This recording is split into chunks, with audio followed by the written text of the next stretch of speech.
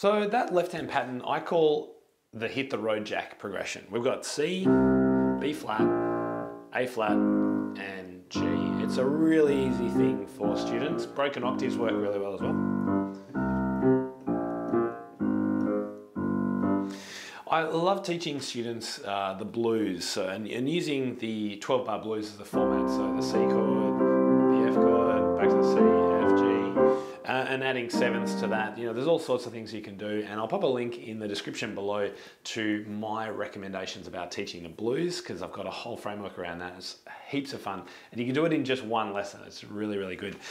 But as for left-hand patterns that work with the blues scale, I think the hit the road jack is a great one to teach. So, teaching your students this pattern,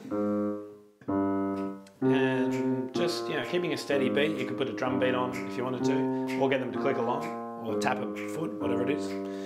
In the right hand, you could just play a C minor chord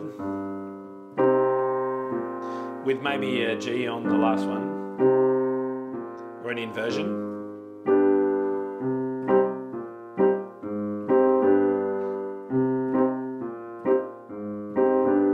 If you want to get a little bit funkier, or you've got a student that's a bit more talented, I like this chord here to here. So you've got lots of different options there, and you could be grooving away and jamming on that on a separate piano while the student could do some improvising.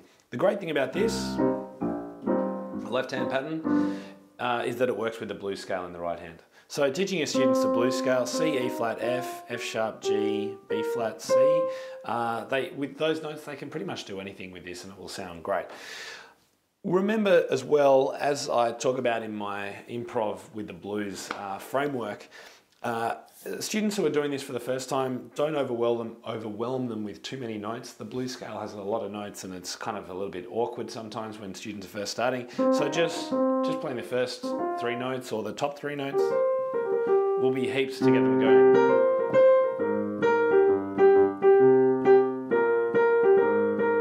Or the bottom 3.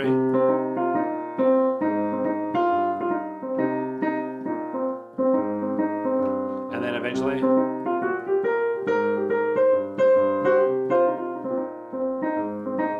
Now, if you want to know these kind of little tricky licks that I'm doing, they're nothing complicated, but I've got them all written out and they're all in detail organized, and I go through each of them in that 12-bar, how to teach the 12-bar blues framework, which has the link below. So there you go, that's it really. I love descending bass lines. I've got a number of other videos about descending bass lines. Of course, just working in the key of C, you can do something quite more, you know, more popular style by just going down. It's kind of what Billy Joel did with Piano Man. And just some simple chords with the left hand, with the right hand, or you can do something like this.